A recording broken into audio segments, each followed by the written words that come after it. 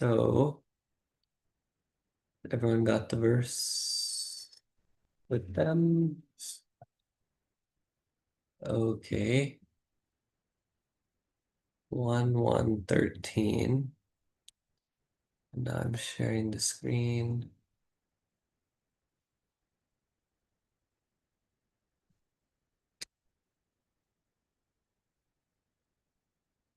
Okay.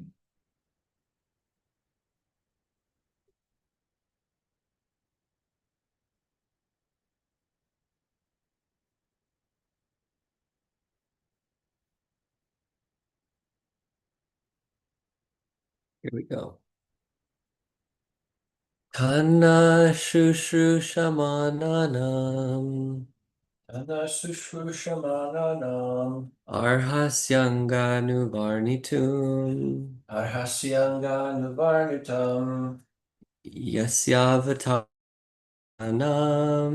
Yasyavatara Bhutanam shemaya cha bhavaya cha Shemaya Chabhavaya Cha Tanna shushu shamananam Tanna Shrushrushyamananam arhasyanganuvarnitum Arhasyanganuvarnitam yasyavatardo bhutanam Yasyavataro Bhutanam shemaya cha bhavaya cha.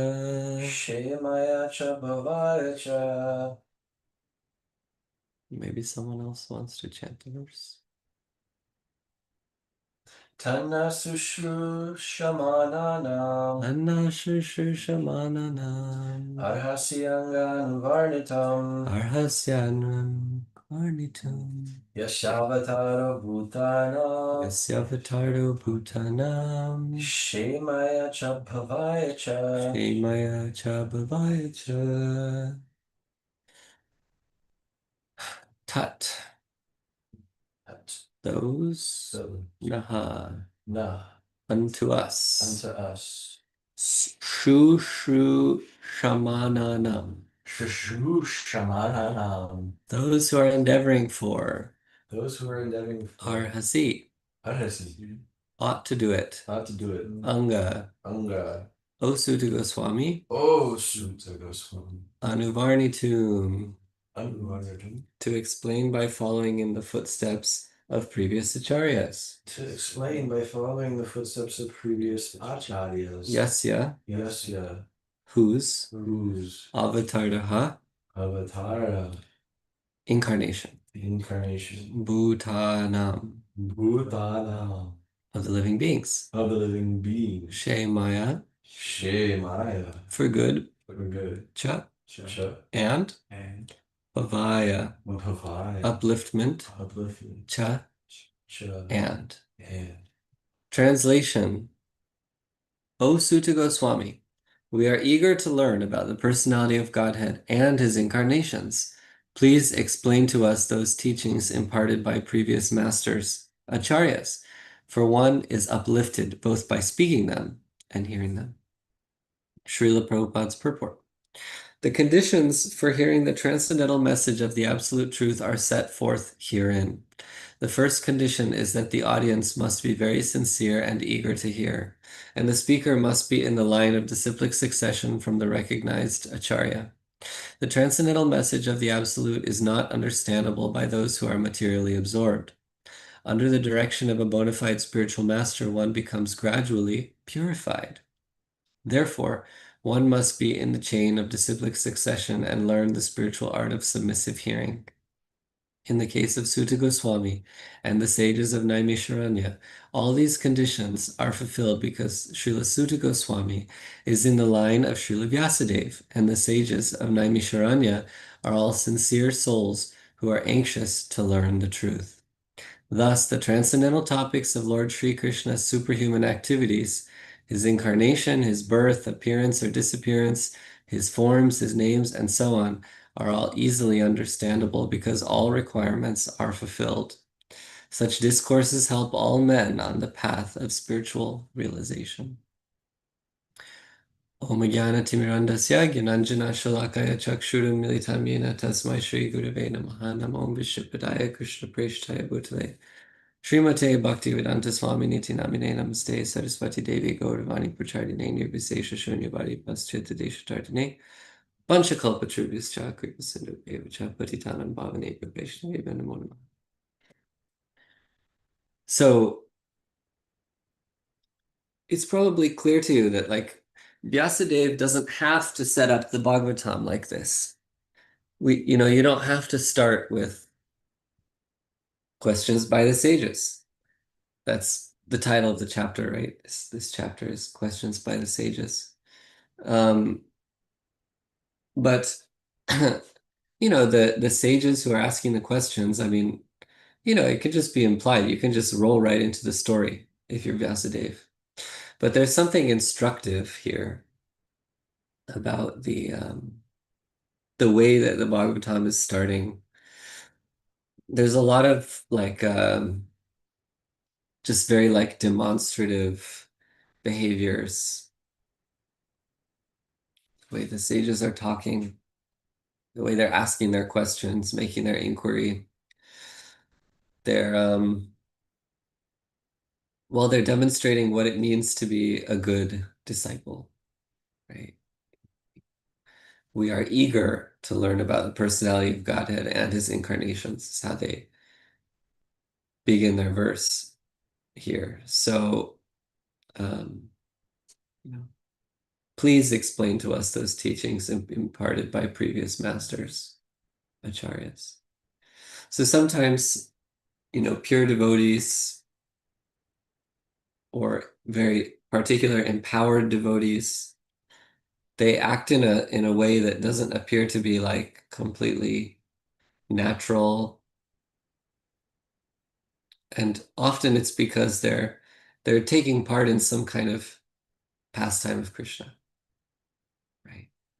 So these sages, they have been put in the right place at the right time to become part of this eternal lila, this eternal pastime of the speaking and hearing of the Bhagavatam. So,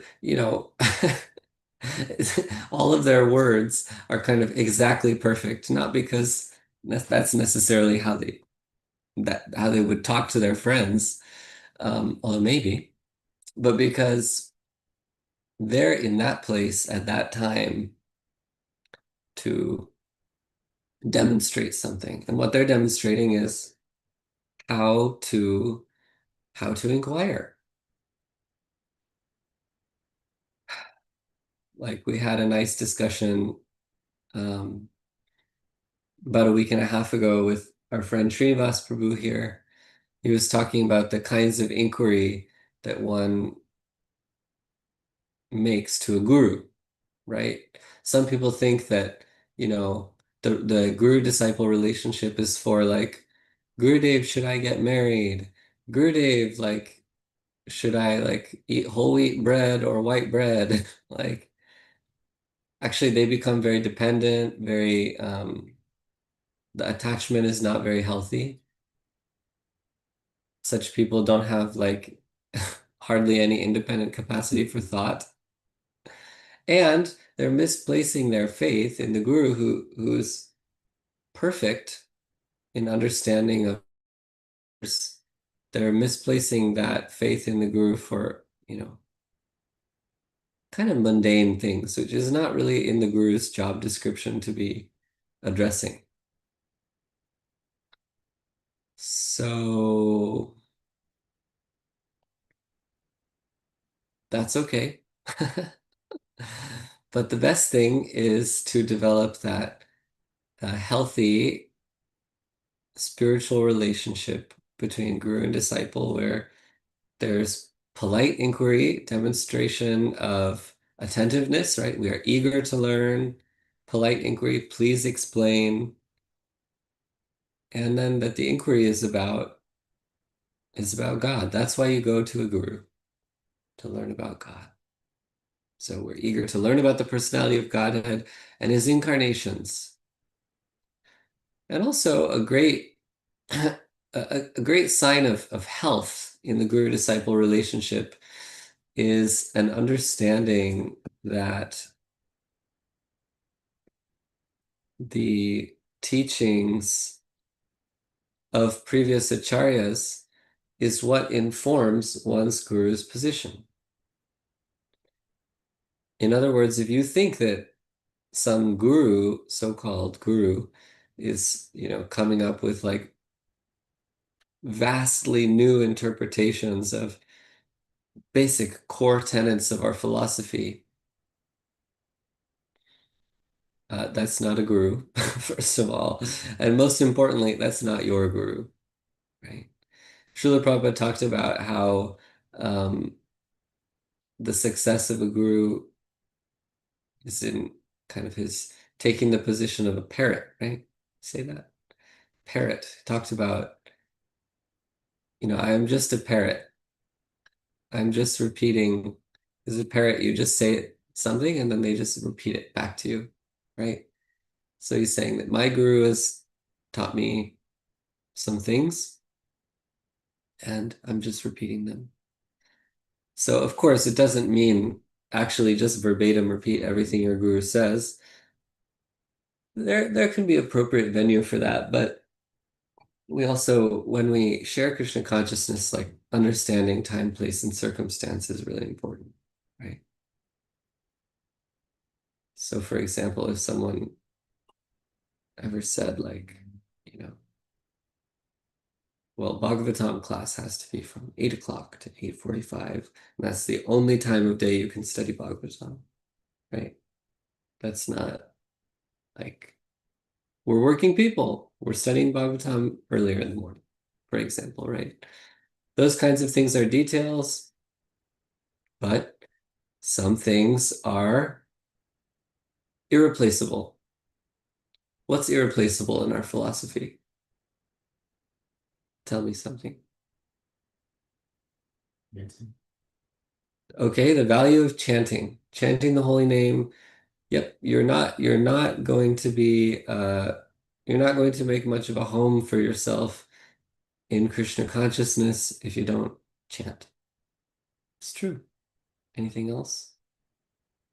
Krishna. Krishna is God. Krishna is God. Actually, not everyone in our sampradaya treats Krishna like God, but definitely the supremacy of Krishna, I should say. Not just Krishna is God, but that Krishna is the highest object of our worship. Absolutely. You can't you can't take Krishna out of Krishna consciousness. It's in the name. He's in the name. Anything else? Four regs.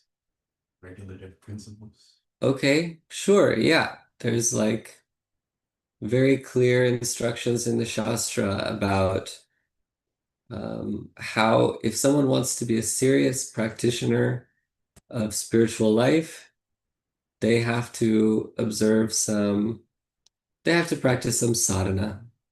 And part of that sadhana involves some self-restraint, kind of holding back our senses from distracting us from our chanting and studying. So these are the things which we can't change. It's a lot of things that Prabhupada changed. Like what? Where to start? There's like hundreds, but some very famous ones. What did Prabhupada change? The Brahmacharini ashram, inviting young women to come stay in temples and perform full-time service before they were married. This was very uncommon in India, very uncommon. But Srila Prabhupada said, well, we have all these uh, nice young women in the United States. They want to practice Krishna consciousness. So they have two choices. Are they going to do it at their parents' house, where their parents are kind of coercively trying to get them to eat meat and things like that? Or will we give them a spiritual home where they're not they're totally kind of free from those influences that are unhelpful to spiritual life. This was revolutionary. Prabhupada was criticized like anything, and he got blasted by his godbrothers in India They were saying all kinds of, they were talking smack about Prabhupada all the time. Like, oh my God, that's Swami Bhaktivedanta. Oh my God, that guy, he just went to the US and he just changed everything. So his response typically to that kind of thing, when people would bring him like, oh, Prabhupada, this person said this about you.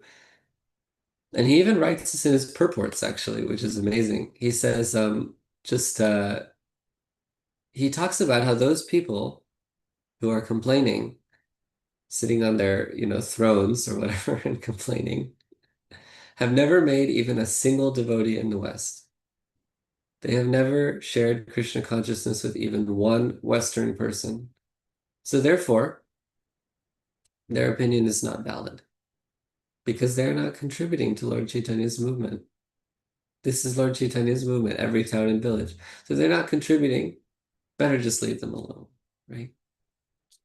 We see this in the modern day too. I mean, I hate to, get too fired up, but you see people who are criticizing the, foremost preachers in the West of Krishna consciousness, saying that they're deviant or that they're not capturing the essence or whatever.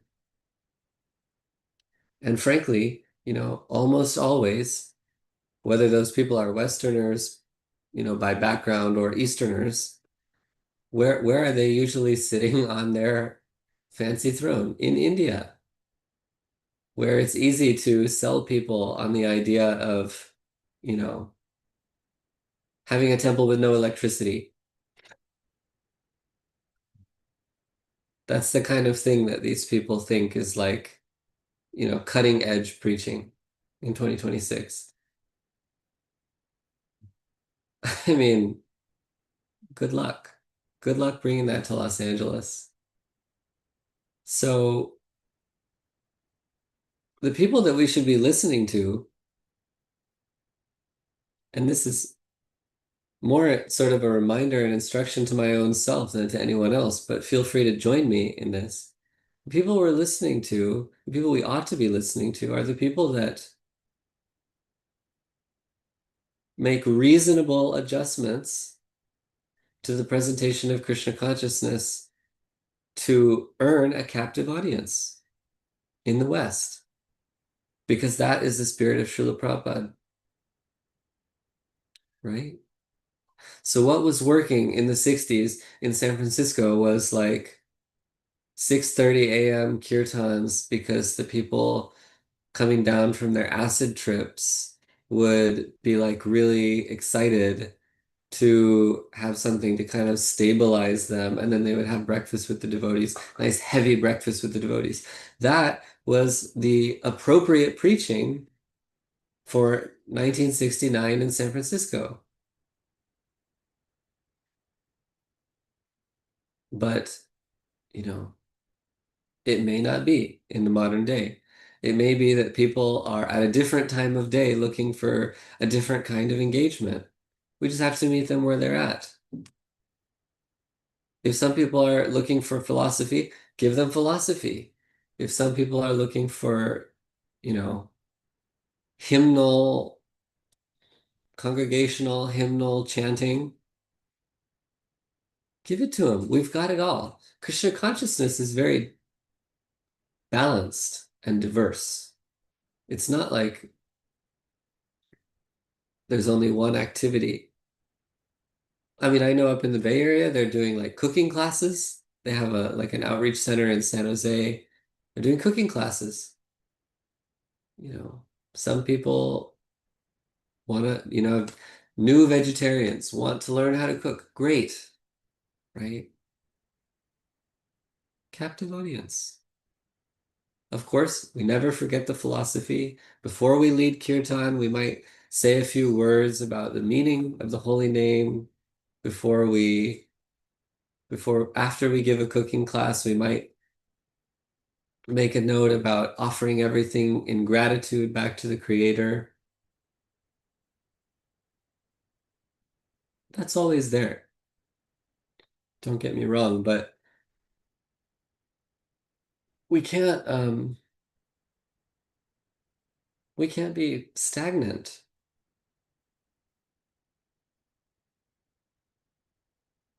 What a lot of people actually want is stagnation. They're just comfortable with exactly the same program they've been doing for,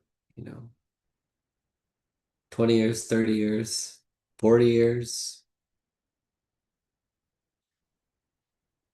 You hear devotees all the time be like, oh, Prabhu, we can't change that. We can't change that. Don't you hear that sometimes? Oh, no, we have a standard. We have a standard. We got to follow the standard. So this is very lazy. We have to follow the standard, and that's it. Is in my view quite lazy because you know Mahaprabhu's Mahaprabhu's motto, Mahaprabhu's our mission statement is always better service. So if we kind of just rest on our laurels and consolidate power and influence and we don't put an effort on preaching, it's just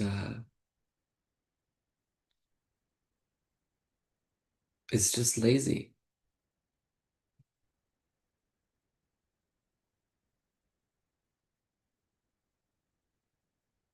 I'm wondering where the line is drawn between what was taught from the Yeah. gurus and What's a detail and what's a principle? right. Yeah. Well, Hridayananda Maharaj has like a bunch of lectures about this. He speaks really eloquently on it, much better than me. But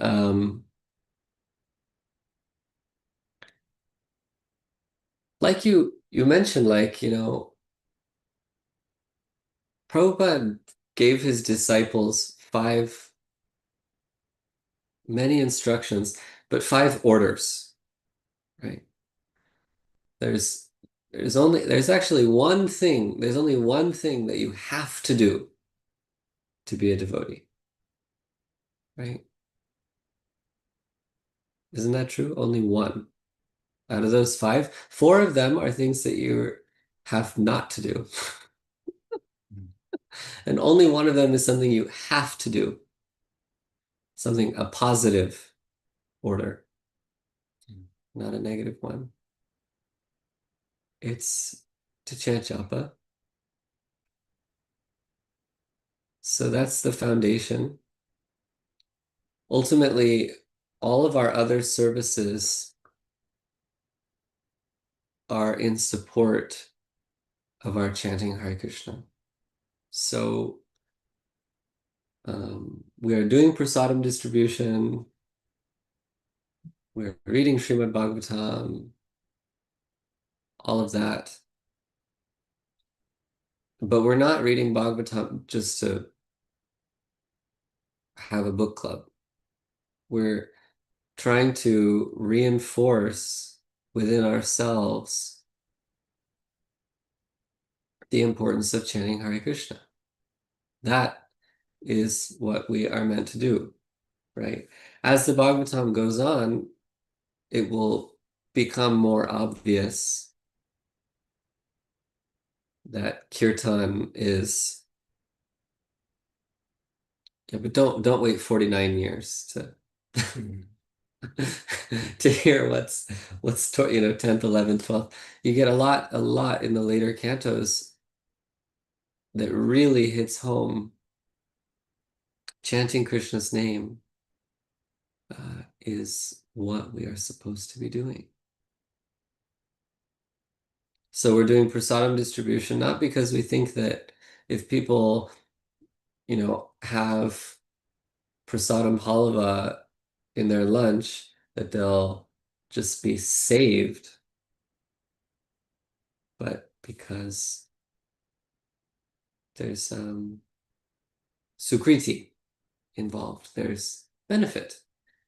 There is a marginal benefit to that person's spiritual life such that they will, after honoring prasadam, become more inclined to take up chanting Hare Krishna. It will warm their body and their heart to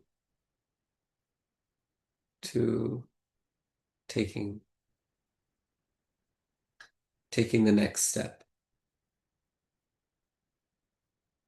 So actually, the soul knows, right, that the soul knows that we are the servant of God, but we have a lot of conditioning, a lot of karma. So we're providing karma-free food. At least this one meal doesn't bind doesn't bind those nice, innocent people more to the material world. Just ever so slightly increases the chance that they will be able to manifest the part of them that is a sincere soul who is anxious to learn the truth. Just like the sages at Naimisharanya, they were all sincere souls who were anxious to learn the truth. The best way, and people just, when they hear Krishna's pastimes, it helps them. It just helps them. His forms, his names, and so on are all easily understandable because all requirements are fulfilled, right? So, yeah, we share the name with people. We share Krishna's form. Of course, sharing the name doesn't mean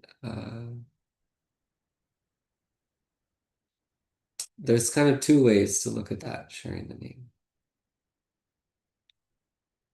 But we don't preach to hostile agitators.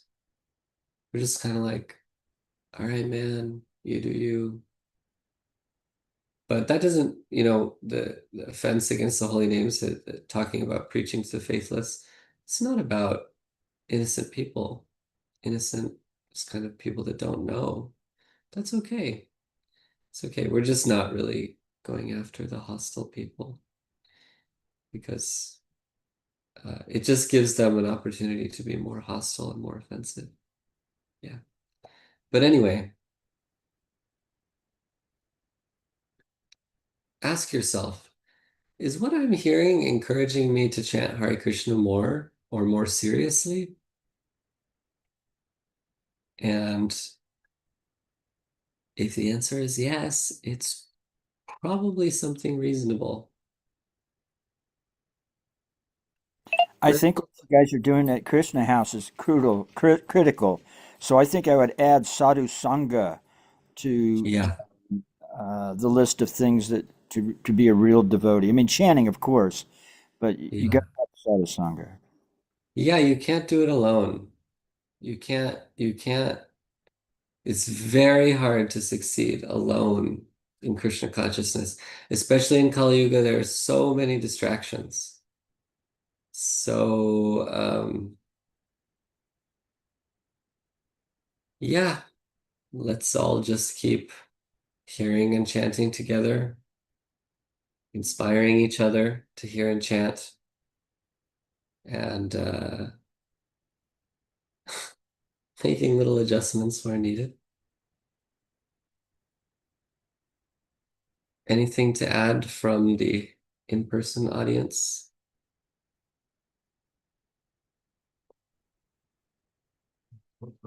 Anything to improve on what I said? All right. Well, sorry, Chaitanya Lila Prabhu, that it didn't all end up being exactly as